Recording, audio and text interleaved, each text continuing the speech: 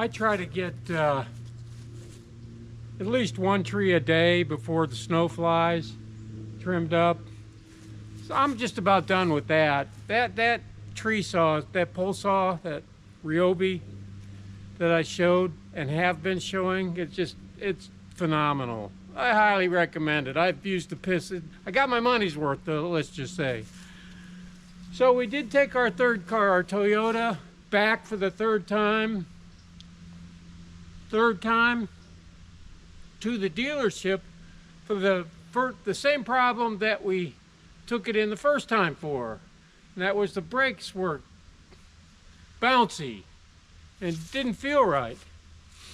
And the first time they replaced the rear brakes at a cost of $500. The second time they replaced the front brakes. They said we're good for probably another 10,000 miles or so, but they were warpy and rusty a little bit. So they talked us into replacing those the second time. That's another $500. So the third time we took it in, they're like, oh, it's an ABS system failure somewhere, but we can fix that for around $1,000. So the reason I took it in the first place, it took over $1,000 and a third trip to diagnose. So we gotta go get it. It's safe to drive, there's not a problem with that, but there's some kind of malfunction in the ABS system, they say, on the brakes for the car, but they say it's safe to drive. So $1,000 and a month later, or 6 weeks later, we figured out, or they figured out, they say what the problem for the car is, but they fixed two other things that, bottom line, you get it, the bottom line is we got to pick it up today, and if they charge me, I'm going to be pissed. Now they said they put a couple of hours work diagnosing the problem. Well, hell's bells, that's the reason I took it in the first place. So we're just gonna go get the car and hope they don't charge us for it. Anyway, where was I? Oh yeah. It's looking pretty good. I got a few more trees to go, but money well spent on the pole saw.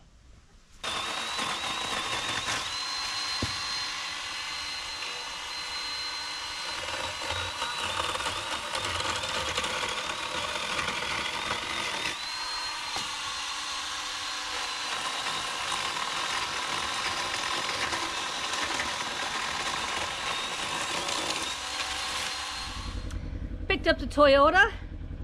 It was $158 just for labor, and I personally don't mind because they did spend quite a few hours trying to diagnose the problem. The only issue I have is they should have diagnosed the problem when we had it in for the rear and or front brake job. So anyway, it's the left front ABS sensor. They don't even have the part in stock, but it's not dangerous not to repair it. So we're gonna probably take it somewhere else when we do want to get it repaired and get a relationship with a good brake company. Yep, that's the way it goes, you know, $158 for something I don't know. It's just frustrating. I'm not saying they ripped me off or anything like that. It's just frustrating.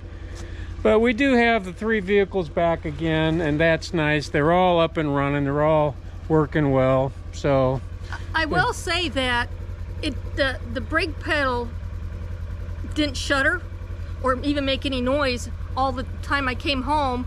So maybe the little manipulation or looking at the issue got fixed just by them messing with it, or they fixed a problem that they didn't do right the first time. Don't know. Yeah, you know, shouldn't even have to think like that. Anyway, I've been trimming trees and going to town and back again, and a lot of stuff today, and I'm gonna spend the rest of the day cutting grass and finishing the yard work. And I want to take care of this. This has got to be winter ready. I need this in the winter time. So I'm gonna change the gear lube in the front end of it, the transmission fluid in the back, and the oil in the middle. Has to be done. Got to take care of your stuff. So I'm gonna go for a little drive and get everything hot and warmed up and go from there. Yeah. I also been picking up these mirrors like this, which I need to tighten all this down so it isn't flopping around. And I'm gonna replace that mirror. I've been getting things in yard sales. I picked up another snowmobile suit today, a brand new one. I won't tell you how much because it'll piss you off, but yeah, I got a brand new, pretty much brand new, it looks brand new, put it that way, snowmobile suit. I don't have a snowmobile, but it says Polaris on it, so I could drive this around and look cool, right? My jacket says Polaris on it. So here's the mirror I picked up out of a free box. And I'm gonna put it on there instead of what's there. It'll give me a better view of what's going on instead of the mirror that this is also aftermarket. This came out of an old Impala. So I'll take it down and put that one up. We're gonna drive this around the block a little bit, get it up to operating temperature so we can drain the oil properly.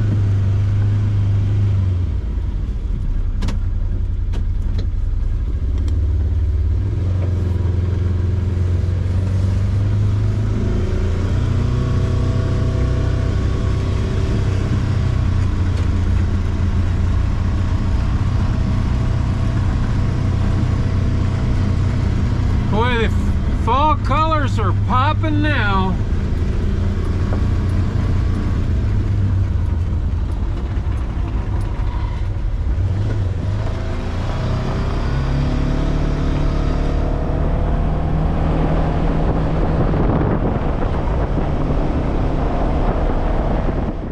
And like my lawnmower, things like that, I do this once a season.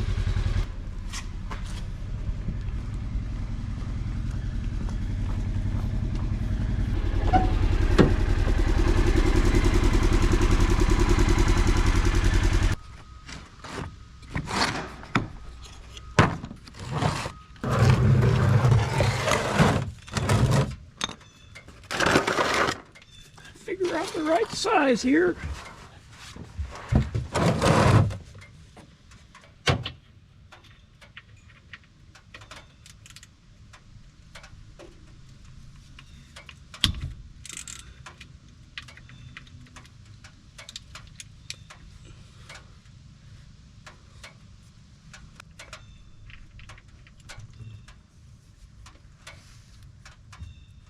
Now I just buy these oil change kits down at the Polaris dealer.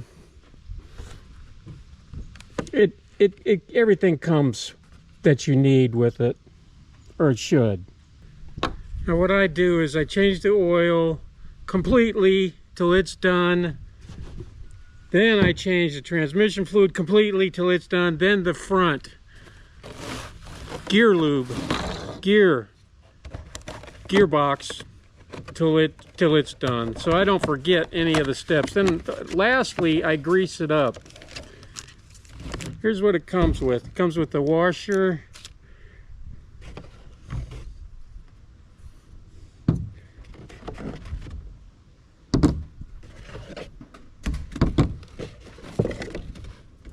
exactly everything you need to change the oil.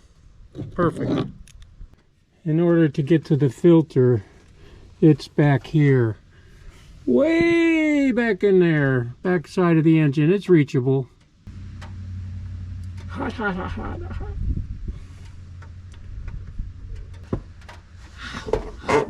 Ooh. Just take a little bit of this oil and just rub it on the seal around here. And then we reinstall it, just hand tight.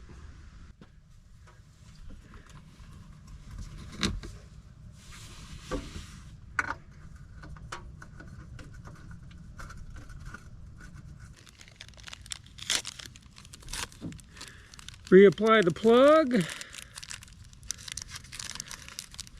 with the new copper washer.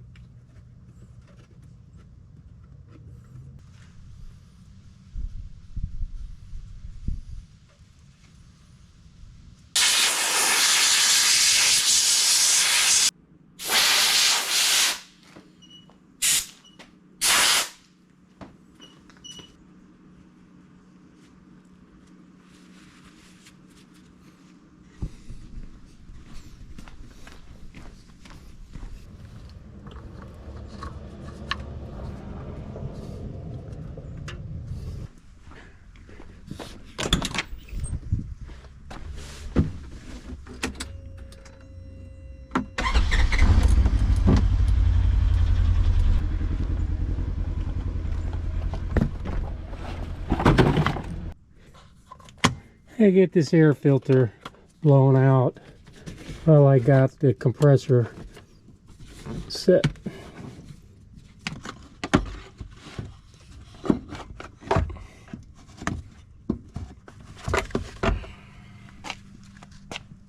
Not too bad.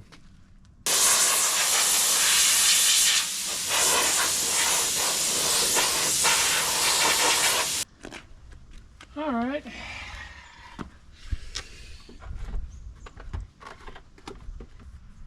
The oil's so clean it's hard to see. Now, these come like the gear lube and the transmission fluid. They come in the same kind of bottle. They get confusing. Transmission fluid is purple. Okay? So it goes in right here.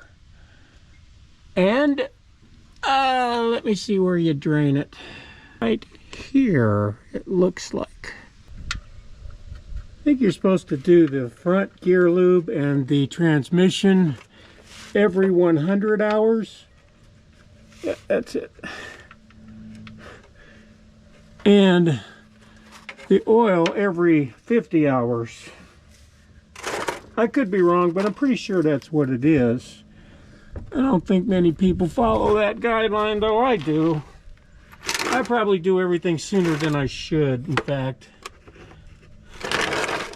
Alright.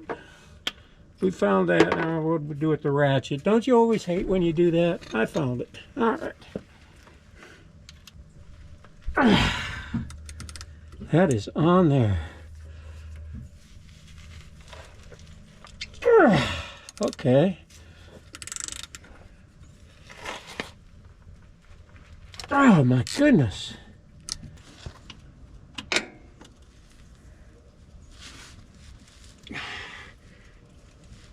Dang.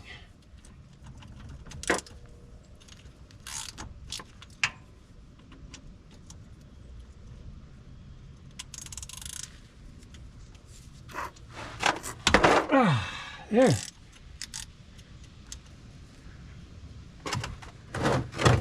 Maybe that relieved the pressure a little bit.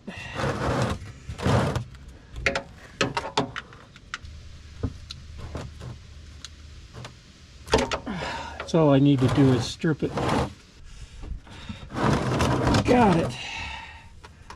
I thought I was going to strip it for a second.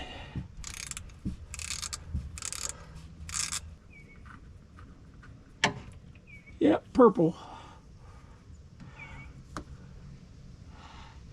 Has a magnet on the end of this.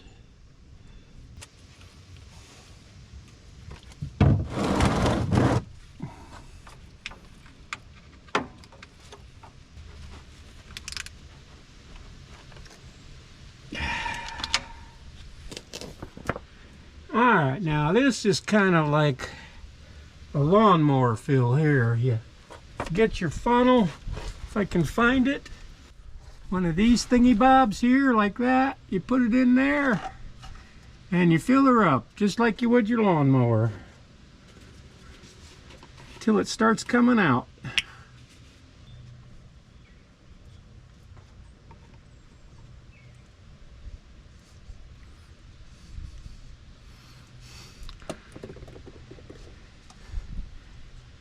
But we just put fluid in it till it won't take anymore, and then let the rest just kind of leak out and level itself out.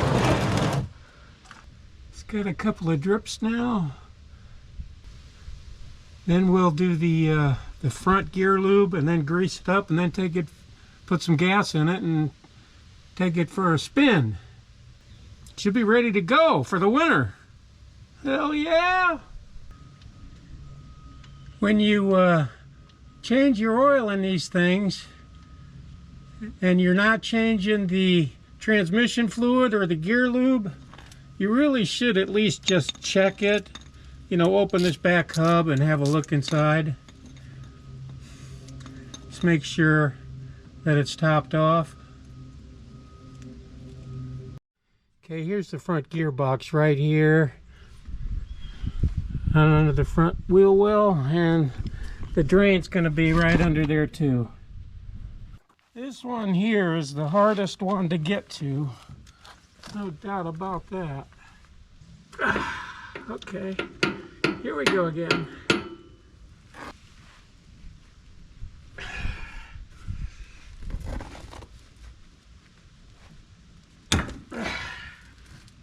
There we go, got it. I need a ATV lift is what I need, but I don't do this often enough, I guess, to justify the expense of that, even though they're really not that expensive, I don't think. I'd just rather not spend the money on that.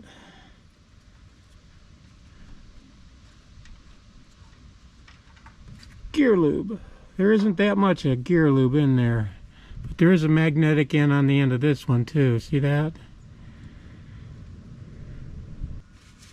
It's just going to be harder to get the fluid in this one.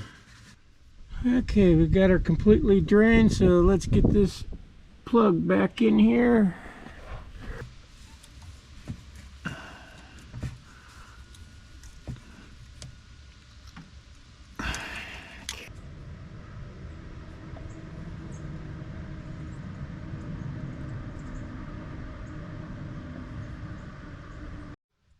You want to make sure that hub is filled, and the best way to do it is, because it's so clear looking, is just grab yourself a flashlight and have a peek and you'll be able to see it. Yep, perfectly full.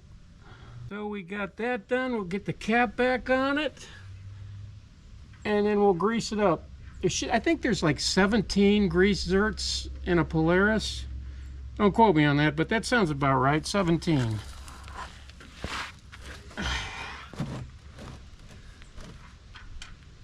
Most of them in the steering and suspension. You don't want to know how much this would cost if you took it to your local Polaris dealer. I couldn't if I wanted to, with all the money I've been spending lately on getting cars fixed. Right?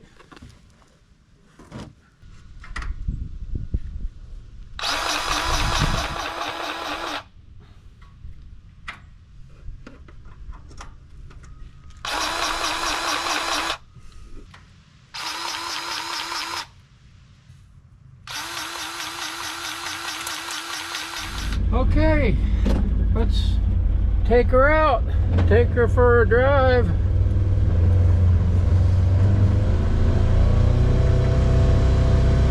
We reset the service hours to 50 hours.